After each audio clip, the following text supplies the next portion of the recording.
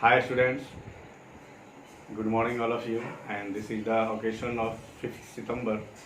ELCM represent 8 hours continue marathon study and hope this is beneficial for those students who are preparing the board examination, and this is very beneficial. I will request all of you that you must watch the video which is reproduced by ELCM, our an innovative institution which is managed by Mr. Anand sir. So I am requesting to all of you that if you want to achieve good marks in your examination, then you will must watch this video, and I am requesting also to subscribe my channel which is running by Mr. Anand sir. Okay, now I am Subodh Kumar. I will teach you biology, and the chapter of the biology is reproduction. It is for standard 10th class, and hope that this will help you to increasing your marks in your board examination.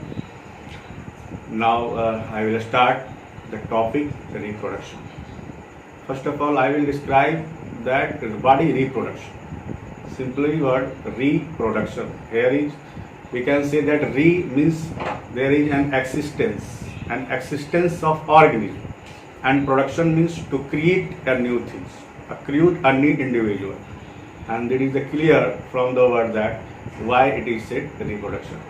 Now I am describing about the just definition of the word. So simply we can say that reproduction is the process by which living organism produce new individual of the same species. Same species, why we call same species? A beach cannot reproduce an elephant baby, or a human being cannot reproduce a horse baby. So here is a clear concept. We should keep the clear in concept about that. The reproduction is the process by which living organism produce their individual of the same species. Same species means the same organism will reproduce same species. If they cannot do, there is a great problem, and it is very destructive matter for that organism. It may be that the species may be extinct from the earth. We all know that some species which already disappear from the earth, that is the dinosaur, the dodo, so many types of birds and animals. We also know, give the example of some animals like quagga, bald eagle, etc., which are going to be endangered.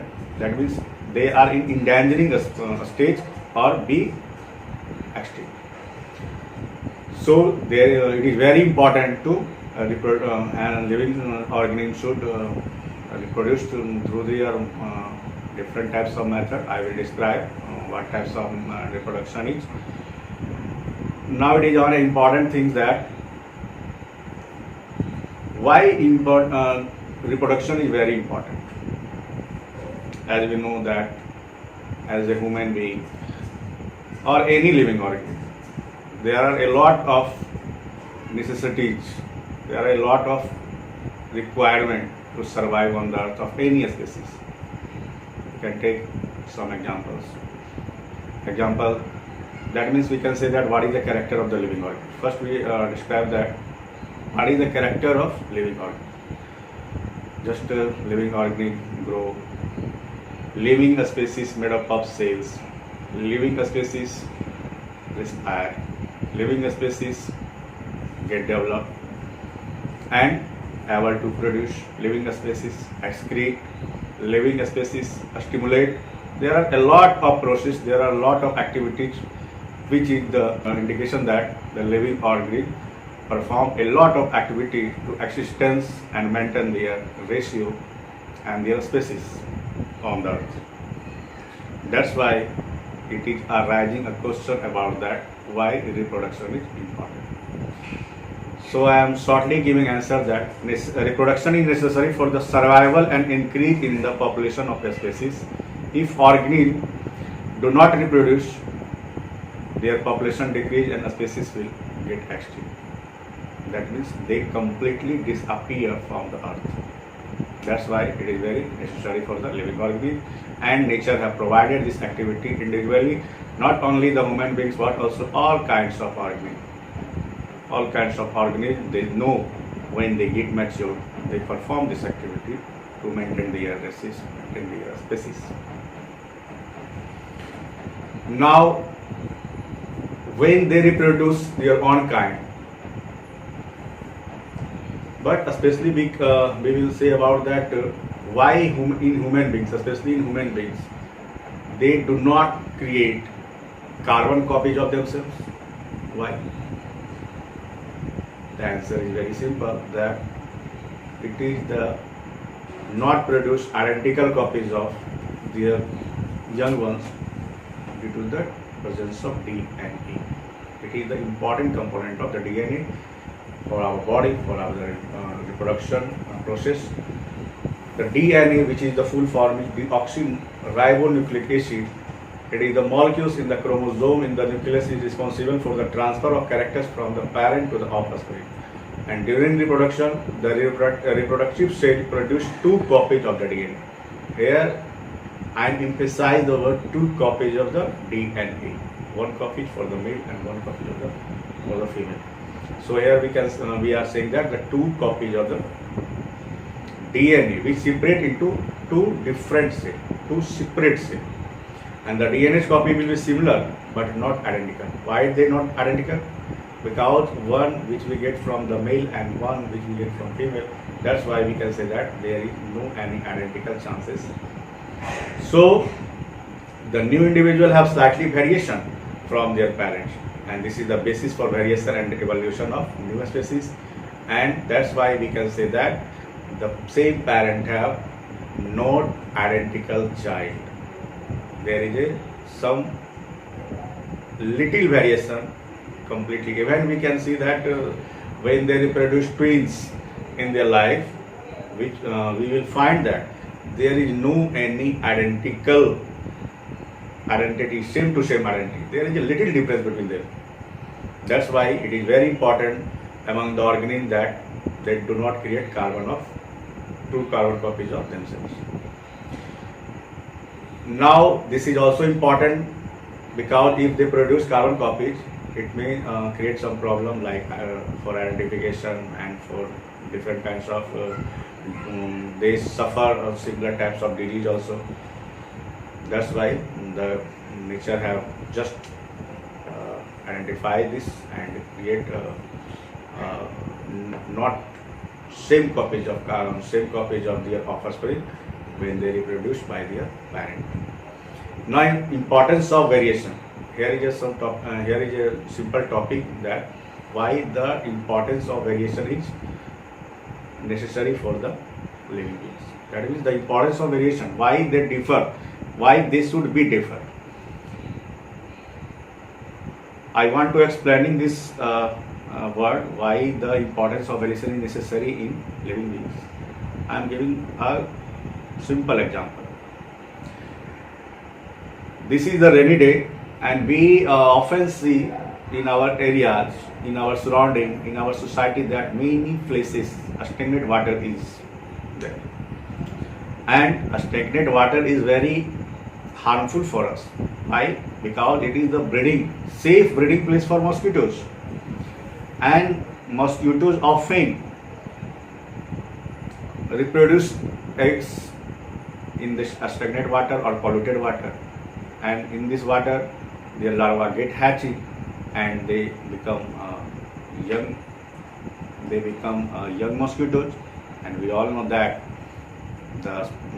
today the mosquitoes spreading a lot of disease like dengue, malaria, chikungunya, etc., etc.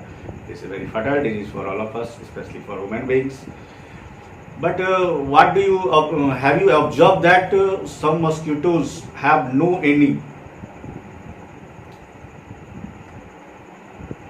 effect of any types of substances which we often use to protect ourselves from the mosquitoes.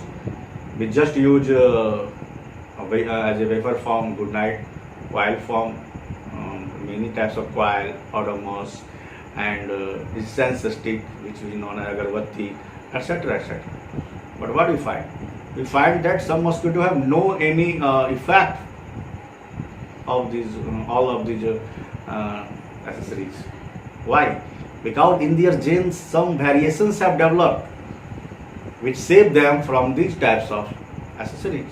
There is no any effect of the mosquito coil, incense stick, and wafer, which we use as a good night, and odomos, which we apply in our body to protect ourselves from mosquitoes. Why? Because their parent have less capacity, but when they reproduce, their offspring have a special capacity build up in their body, and that's why they have no any effect from these appliances. And this is the best example. That's why we are saying that the importance of variation is very important. So DNA copying during reproduction is important for maintaining the body design of different organisms survive in the existing environment. But the environment is constantly changing due to the change in temperature, climate, water, etc., etc. Suppose that some organism who live in a cold region, if we brought them and keep them into desert, hot desert, what will happen? They will not survive. That means they will not adapt in the environment. But if any species will survive there in reverse condition, and when they reproduce their offspring, then what will happen? It may be that their offspring may be try to existence in that reverse condition. That means reverse environment. It is important to the importance of variation, and this is a very important topic for all of you. That's why I am saying that the variation of the importance of variation is all of organisms that organisms cannot if organisms cannot adjust themselves to the changing in the environment, then their species will become extinct. That's why all types of organisms have a special stamina to survive in the reverse condition. Especially we will see. I want to say about the human being. Human being a special feature, a special tendency to create inside some internal strength which is called the immunity system. They build up and try to survive in the reverse condition. That's why any human beings can easily survive in the when he or she live in cold area. When they go in cold region, they may also survive there. So if there are variation in some individual of a species, they may be able to survive the change in the environment. And so variation in a species is necessary for the survival of different species and for the evolution of new species also. That's why it is very important. Now I will return again at the topic of reproduction. We all know that reproduction have two types, mainly asexual reproduction and sexual reproduction. Asexual reproduction, that means here is no any sexual activity, asexual. I want to again say that asexual. I am aparting the word asexual. Asexual means there is no any involvement of the direct sexual process with the help of male or female. That's why we can say that it is the name of asexual reproduction. I am saying what is the definition of asexual reproduction? It is the reproduction in which new individuals are reproduced from a single parent. A single parent. That means it is not necessary to involve male and female both. But here, we can say that the definition of sexual reproduction is slightly changed and opposite. I am saying what is the definition of sexual reproduction. In sexual reproduction, two individual means male and female are involved to process a new individual. That's it. Here is the define. I have just defined the asexual reproduction and sexual reproduction. Now I will say about the asexual reproduction. What are the types of asexual reproduction. It is a type of asexual reproduction that indication that the following are the types of asexual reproduction. First is a binary method, the binary fission method. That means we can say the fission, the budding, the regeneration, the fragmentation, the spore formation, and the vegetative progression. I will shortly describe one by one. You can see some diagram related to asexual and sexual reproduction. Asexual reproduction is take place in many methods. That is in unicellular organism. It takes place by binary method, multiple binary method or multiple binary method, etc. Budding process, vegetative progression process, etc., etc. And sexual reproduction mainly take part in mostly in multicellular organisms like human beings, some special and advanced types of plants also. Now, the first method I am describing about, the first method of the asexual reproduction is fission. What is the word of fission? What is the meaning of the word fission? Fission means to a split. A split means something breaking down from the organism. That is the fission. So we can say that fission is an asexual reproduction by which cellular organism divide and forms two or more new individuals. Fission is of two types, the binary fission and the multiple fission. Now binary fission, what is binary fission? Binary, just the name is bi means two, and fission means just a split. That means an individual is divided into two phases. Here single parent produce two daughter cells. In single parent there is a nucleus, it divided into two parts. That is the one daughter cell and the second daughter cell. That is called binary fission. I want to give the example of binary fission is Euglena. Do you know a particular about the Euglena? Euglena is considered as the heterotrophic mode of nutrition and autotrophic mode of nutrition. You have just study about this topic in standard 6th or 7th. All types of organisms, they neutralize yourself by two methods: autotrophic mode of nutrition and heterotrophic mode of nutrition. Autotrophic mode of nutrition means the organisms which prepare their own food with the help of sunlight, air, water, soil, etc., etc. This process is also known as photosynthesis, and the best example of this autotrophic mode of nutrition is green plant. Why I am saying only green plant? Yes, because only in green plant the chlorophyll is present. Non-green plant have present in chlorophyll, but mostly have no present.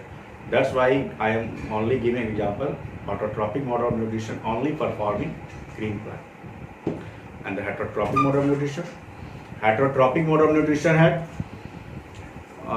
the organism which cannot prepare their own food.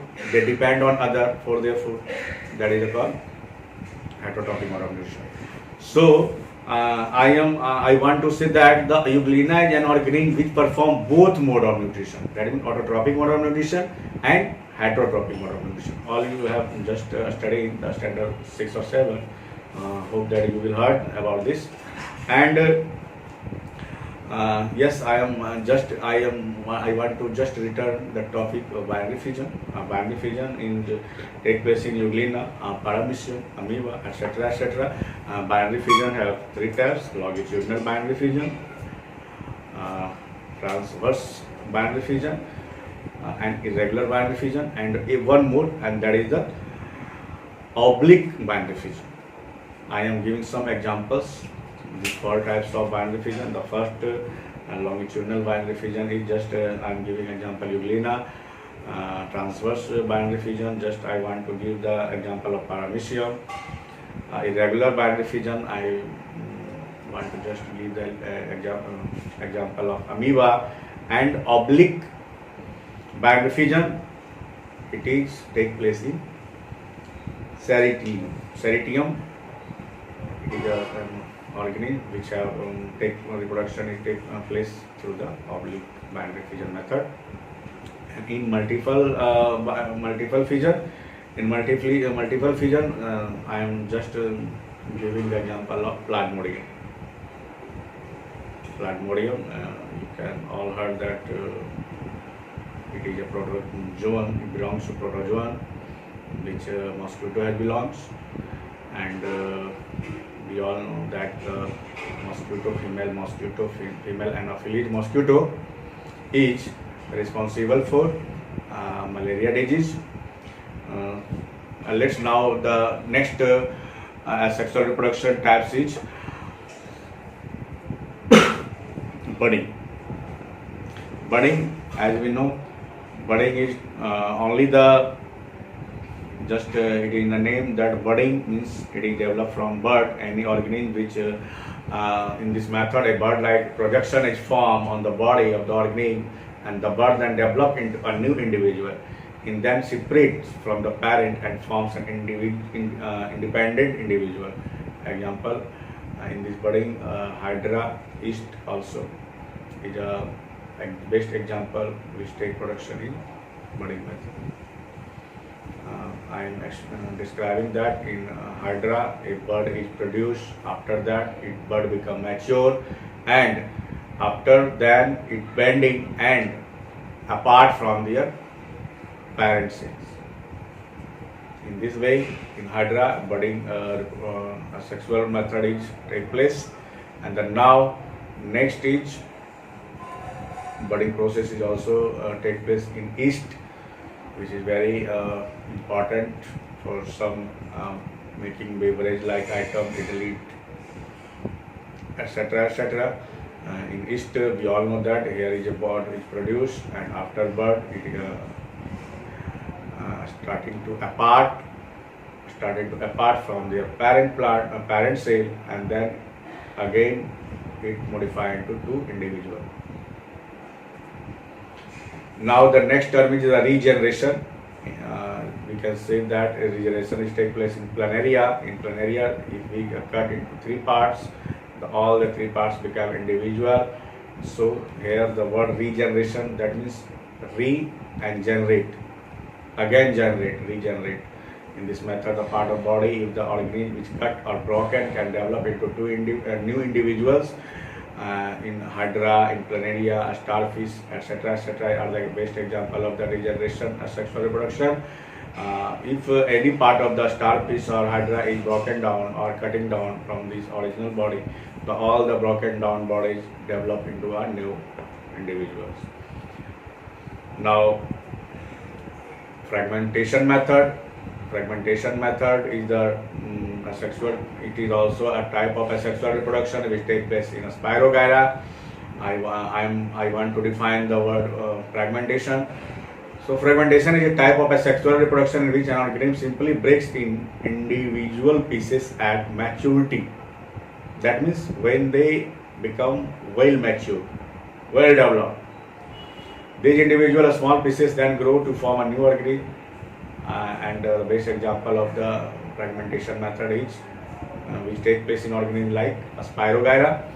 A Spirogyra undergoes fragmentation which results in many filaments. Each filament grows into the mature filament, and it divides into many parts, and different parts also become later a complete Spirogyra, complete mature Spirogyra. Now the next term is the budding. Budding is in this type of sexual reproduction, the parent organism divides itself into two unequal parts. Why unequal parts? Because one portion it may be that larger than the other part. So unequal parts. Budding can occur in both unicellular and multicellular organisms. In being developed a small bud of a side of the parent organism. It may be take place in any part of the body, but some in organism there is a particular space where they are starting to get it developed. So the bud may develop from any part of the organism, but in most cases there are special areas of the parent organism that promotes the bud development. Then the bud break off as a complete new organism. Organisms such as yeast, that is a unicellular organism, Hydra, it is the multicellular organism, a sponge and some worms like flatworms reproduce in this way. The two new organisms will have identical DNA, that means same DNA. So in Hydra, I just described about the budding is take place in Hydra and yeast, and now in some organisms like yeast, the mature cells are larger and oval spherical in shape. The cell develops the tiny bulb, then the nucleus divides itself and attaches itself to the daughter bud, and finally separate into a two individual. So that's are the some types of asexual reproduction. I have just shortly described about the vegetative propagation, that is also type of asexual reproduction in many plants like sweet potato or rose or bryophyllum. These are all types of asexual reproduction by vegetative propagation is take place in this plant. In some plant like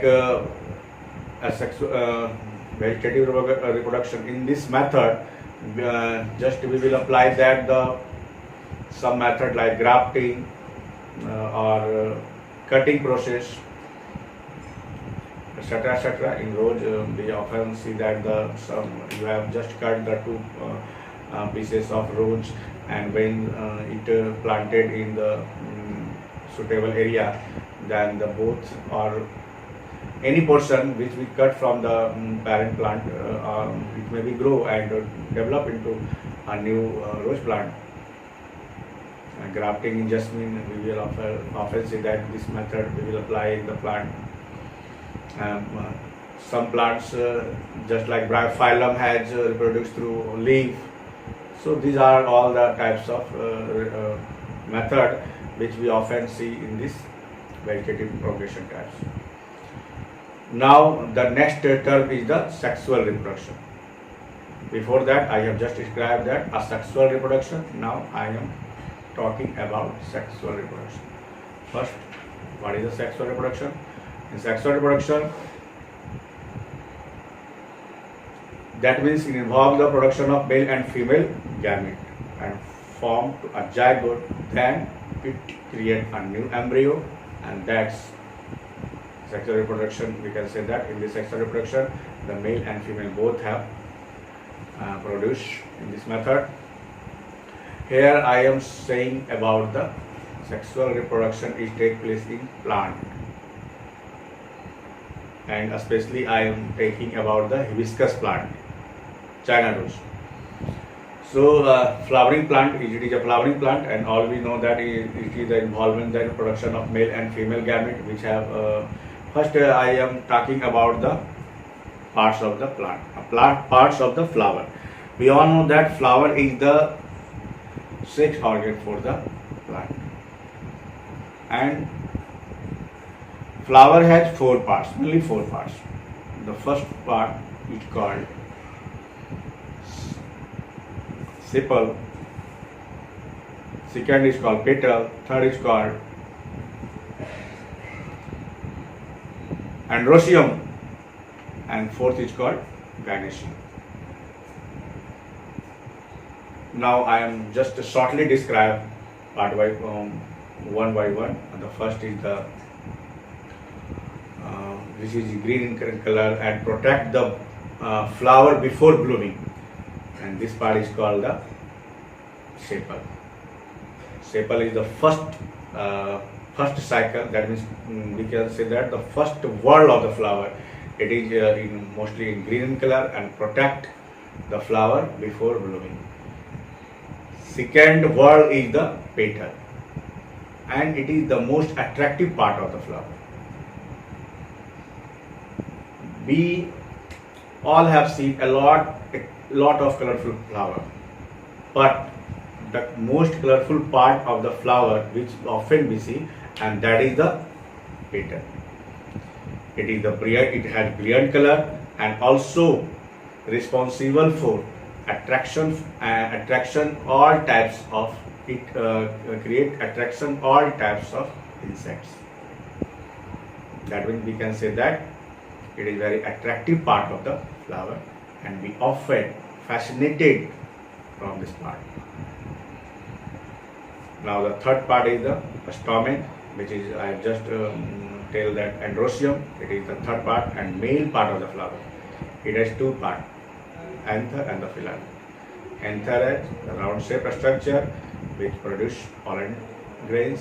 It is a male productive cell, and filament, it is the other part of the filament. It supports the anther and help in pollination process. Just we can say that it help to support the anther and help to produce the pollen grain in ovary.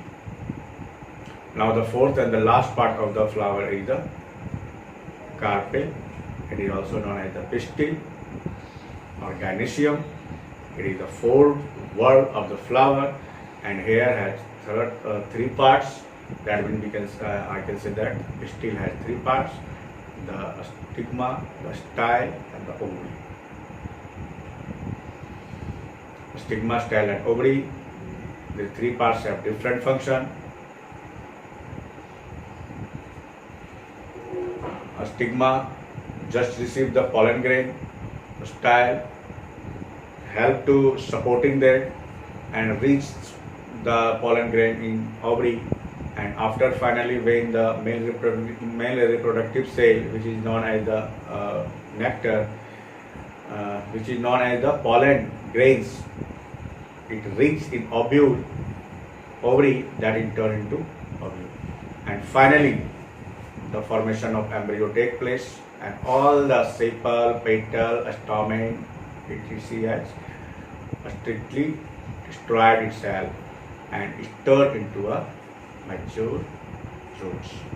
So we can say that the other name of the fruit is mature ovary.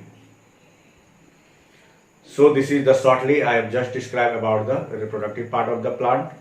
Now I am just shortly describe about the sexual reproduction, how sexual reproduction is take place in human beings, and this process of reproduction is very complex in human beings that involves the formation and transfer of gametes, followed by the fertilization, the formation of the zygote, and the embryogenesis. Now the male reproductive system and the female reproductive system has founded mostly in human beings. The first, the male reproductive system.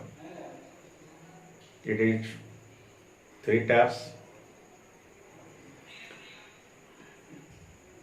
primary sex organ, secondary sex organ, and accessory organ. In primary sex organ, the testicles, which is known as the testis, is an example of primary sex organ.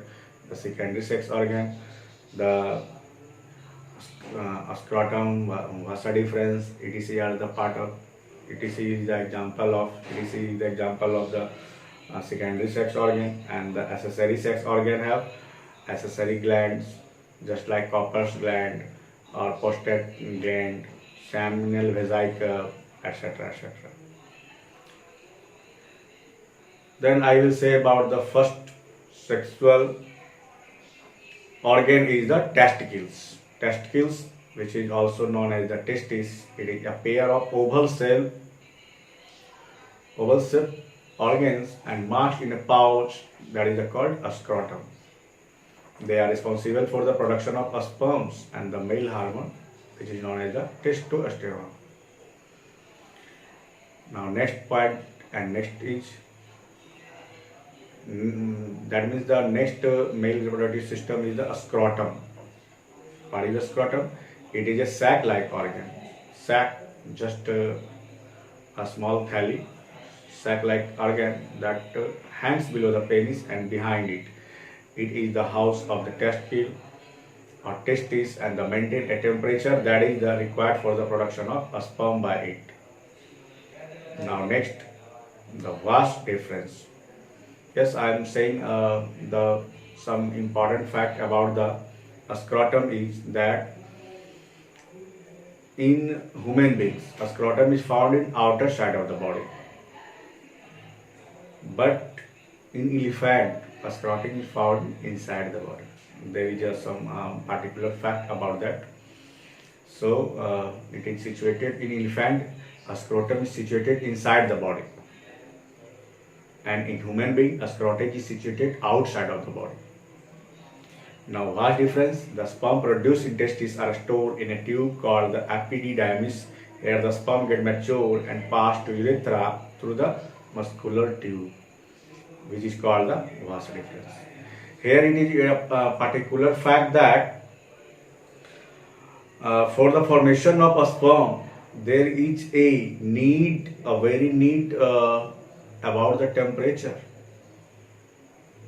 It is very necessary to keep the temperature of our body, especially in scrotum, is -2 degrees less than our body temperature.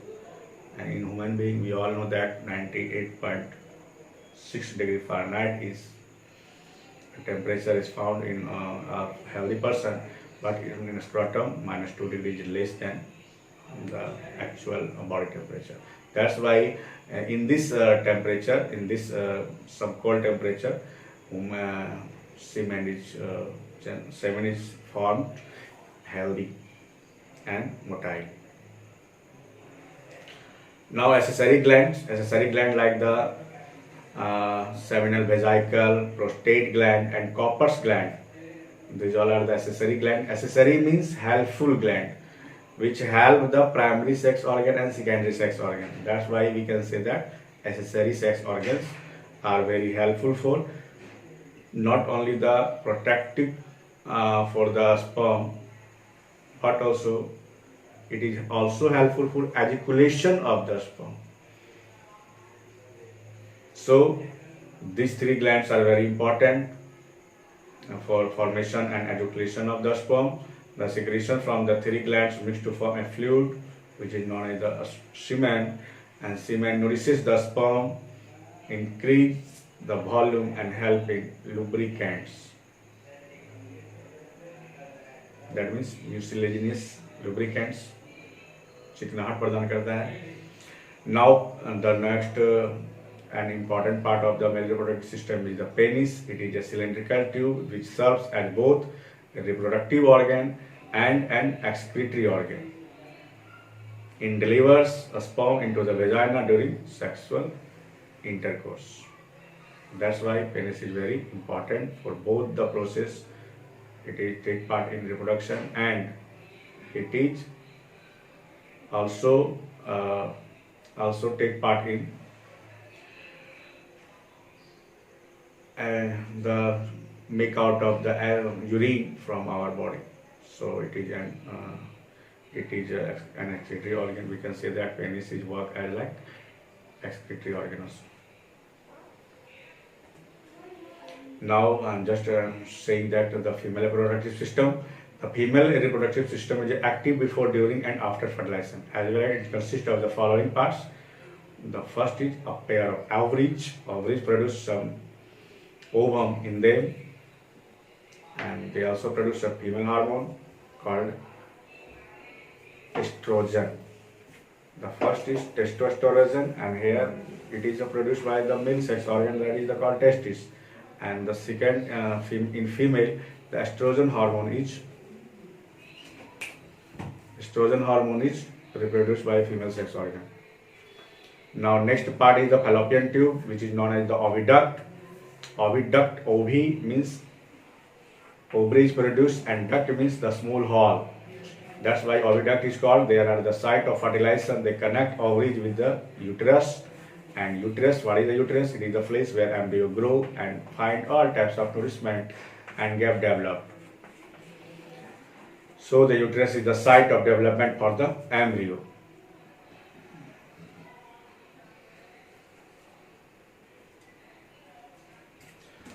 Now vagina, it is the part which connects the cervix to the external female body parts. It is the root for the penis during coitus as well as a fetus during delivery. Now female reproductive system has the two functions. The first, production of female gamete called ovum, and second, the providing nutrition and protecting the development embryo. As we know that the embryo is attached to the from the mother or female body, that is called placenta.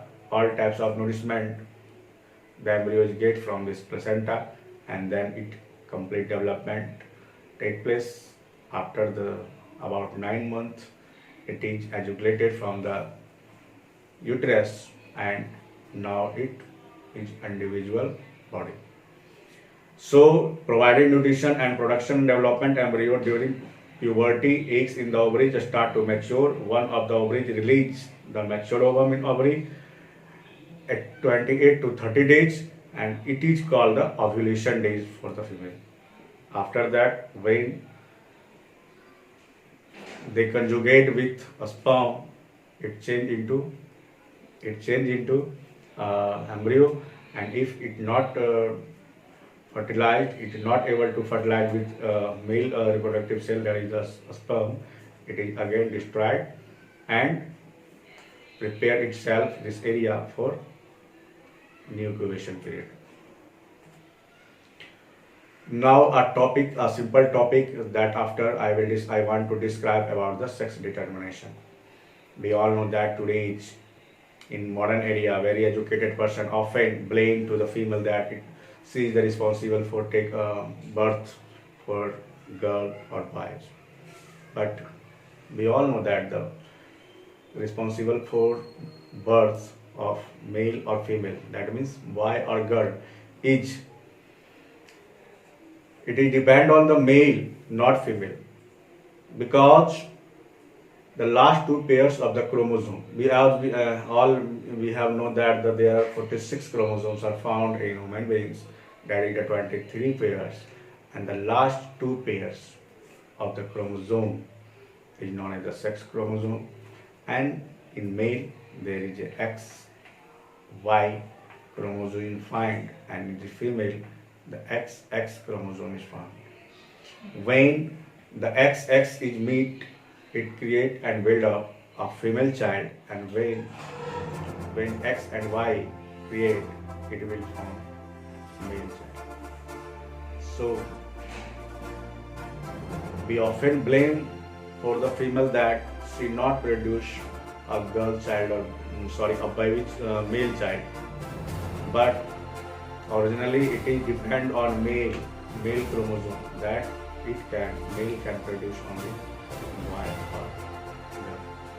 It is often chance to 50% chromosome is conjugated with X and X or X and Y. That's why it is very important to not blame for the female to reproduce any baby like male or female or girl or boy. Now thank you, and hope that you will get a lot of knowledge